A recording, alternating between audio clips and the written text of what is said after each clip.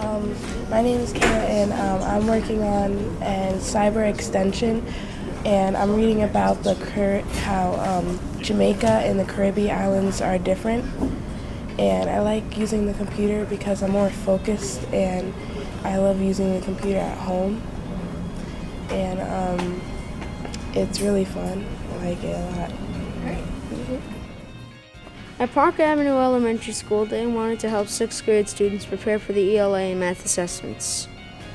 With a program that helps us go online and work with the teachers in the classroom, we work on assignments that are created for us to become familiar with the content and design of state assessments. We can work at our own pace and get help based on our specific needs. A lot of us even ask for more work after the school day ends.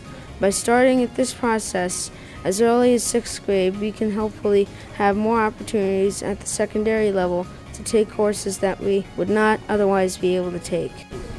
Well, it's about remediation and algebraic expressions, and it's easy because you gotta solve the problems, and for this one you gotta show what it represents and stuff.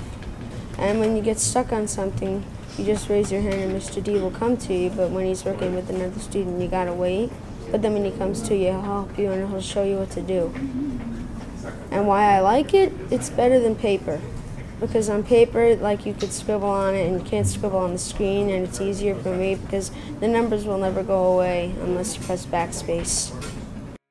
I go on cyber extension, and I think that cyber extension is a lot easier than doing it on paper, because if you do it on paper,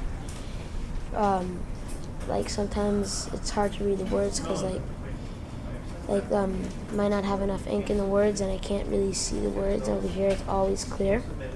And plus, when I'm answering a question, I don't have to circle, then I have to erase if it's wrong. If it's wrong, I just click it, and I click another one. And then I just move on to the next question. No, you have to read the passage and then go back. You have to, once you're done reading, you have to go to the questions, and then if there's a question you don't know, you go back in the passage and look for it. When I read a story and answer the questions. When I'm done, I submit my answer and go over them with Mr. D, and he checks them. And if I don't have a good grade, he sends them back. Giselle sent me a little chat mail that she needed some help on a problem.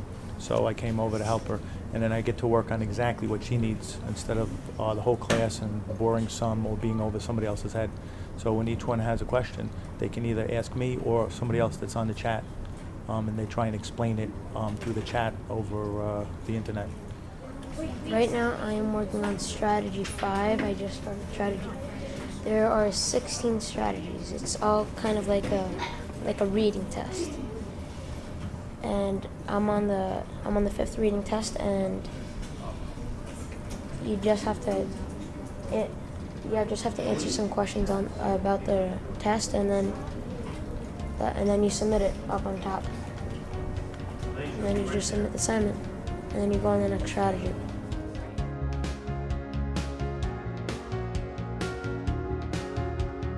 Well, we first became aware of Right Reason technology when we were working in Scranton, Pennsylvania.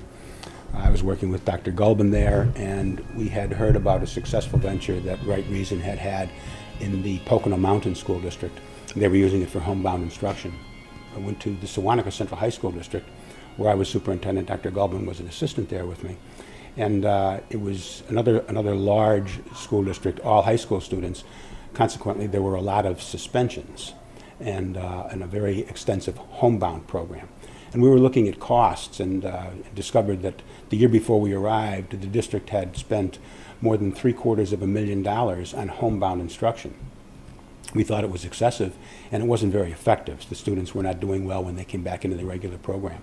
So that's when we looked at Right Reason as an intervention at that point in time at Sewanaka, and we brought them in to deliver our homebound instruction. We really did not have any discipline problems at all. The students were thriving. Some of their teachers that they had in the past came to see this phenomenon of students doing work that hadn't been doing work before. It really speaks to all we're learning now about 21st century education, meeting students where they are and keeping them engaged. began the Virtual Academy in the 2008-2009 school year as a pilot program. We use it to replace traditional home instruction. Under the home instruction program, typically students would meet with tutors, and they would find that students weren't working with the curriculum or that they weren't able to be monitored by people within our district. What we had was, we had a program that, though it's web-based, it's a blended program. So it's not fully online. The teachers work online, however, our staff is in the room with them. Students work here, and if they have a question, they typically would ask any of the staff that are available, or myself, or the liaison from the company. There's a liaison from the company that's available each day with us. Our current partnership with Amityville has really grown over the years. I worked as an educational liaison in a lot of their programs in the district. We worked as a diagnostic tool for the 7th and 8th graders to help remediate them with some of their weaknesses as far as the state tests were concerned, as well as starting a 6th grade program at the end of last year. This year we're currently working with the 7th, 8th graders and the 6th graders as well with the remediation, but we also introduced an alternative high school program, and as well as continuing the virtual platform, using our virtual platform for suspended and homebound students. If a student can't be here for any reason at all, they can work from home and utilize the chat feature in the email of the program. It's remarkable to watch some of these students be able to work at their own pace and be able to run through the program and get through the curriculum.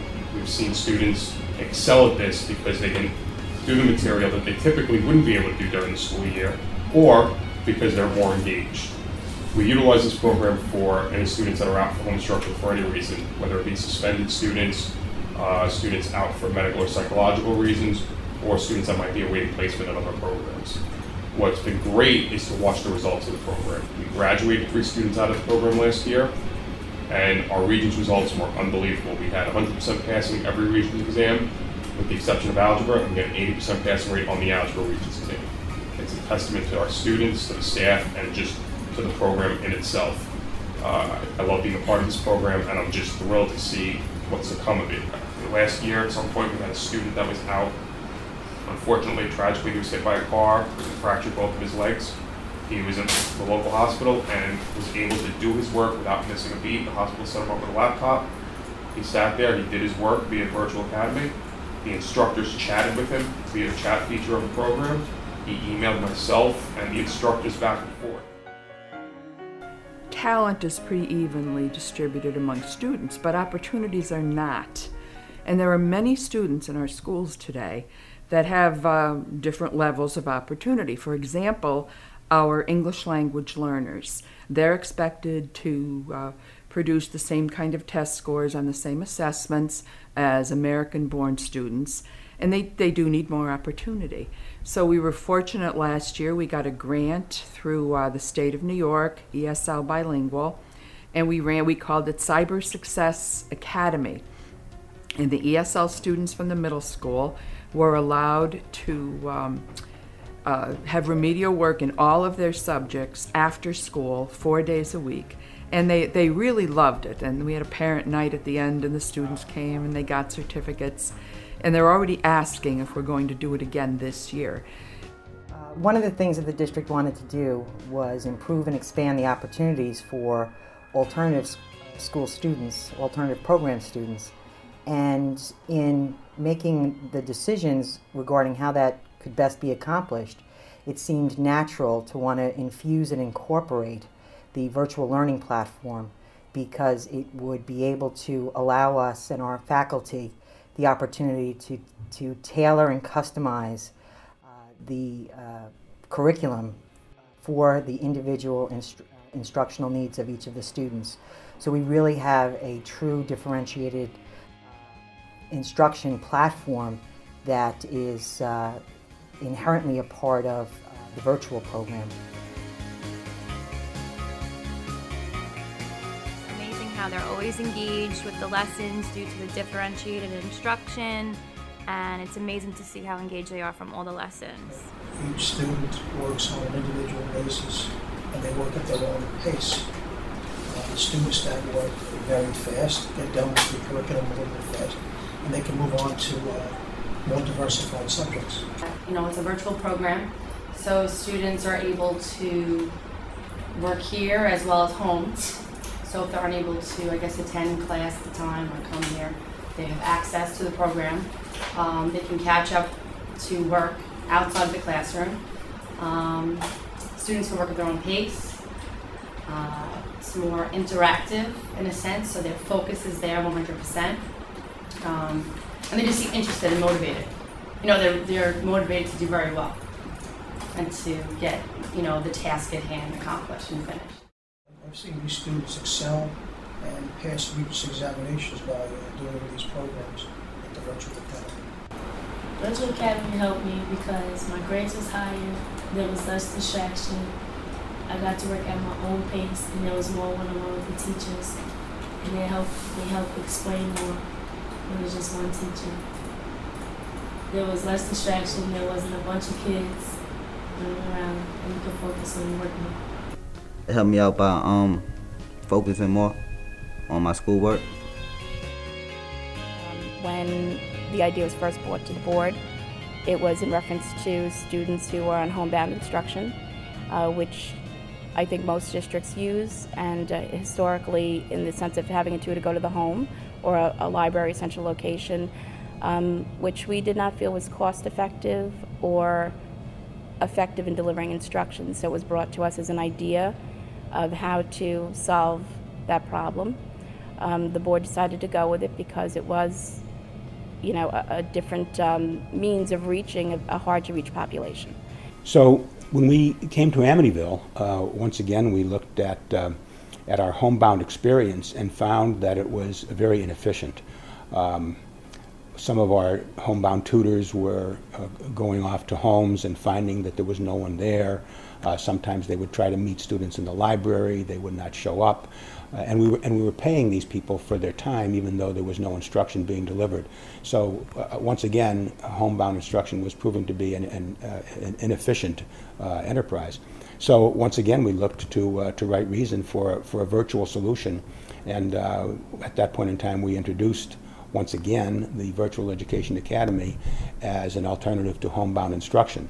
It's one of the few programs I think that actually helps a school board in the sense that it allows you to balance those two things that you're most charged with, delivering quality education to students and being cost effective in doing so and answerable to taxpayers. It's less costly, there's more accountability, the students get more out of the program, so I think overall it's been a real win-win for the district and for the students. It's a very exciting time here in our district in Amityville, thanks to the leadership of Dr. John Williams, who has really supported and provided great opportunities for the opportunity to explore technology-embedded instruction. And the virtual program best exemplifies this type of learning. We always felt with this way of educating that your limits are only limited by your own imagination. And every success we have opens up a new opportunity. I know we kind of drive our project managers insane because we keep coming up, what if, what if, what if? And they're very responsive, and we've been able to implement some additional Regents prep. We used it in summer school this year because, as you know, budgetary reasons, for budgetary reasons, many districts actually had to stop summer school. We were able to continue summer school, but we were able to cut down the cost by using the virtual in some of the classes. So these are from that germ of an idea with the incubator company in East Stroudsburg. Look at all we're doing now here in New York for our students to give them the opportunities they need to learn and succeed in the 21st century.